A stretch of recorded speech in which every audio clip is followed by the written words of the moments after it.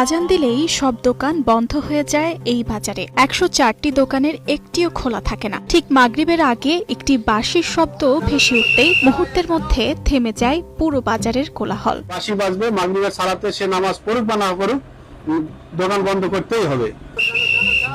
একদিকে বাঁশি বাজছে, অন্যদিকে ঝাঁপ নেমেছে দোকানপাটে। কিছুক্ষণের মধ্যেই ভেসে আসে আজানের সুর। মুসলিম ব্যবসায়ী ও ক্রেতারা নামাজের উদ্দেশ্যে মসজিদের দিকে এগিয়ে যান। বাঁশি মারা শেষ, আমরা সবাই বুঝতে পারি এখন আমাদের সময় হয়ে গেছে, আমরা সমস্যা বন্ধ করে দিই, দিয়ে আমরা সালাতের দিকে চলে যাই। এমন দৃশ্য নাটোরের নলডাঙ্গার চাঁদপুর বাজারের, যেখানে বাঁশির শব্দে শুধু মুসলিমরাই নামাজে যান না, হিন্দু ব্যবসায়ীরাও তখন ব্যস্ত হয়ে পড়েন সন্ধ্যা বাতি ও পূজা অর্চনায়। কারো কোনো প্রবলেম নেই, ওরা যায় নামাজ পড়তে, আমরা পূজা করি, এতে আমরা খুব ভালো আছি, কোনো সমস্যা নেই। ধর্মীয় সম্প্রীতি, পারস্পরিক শ্রদ্ধা আর সহাবস্থানের এক অনন্য উদাহরণ যেন এই বাজার।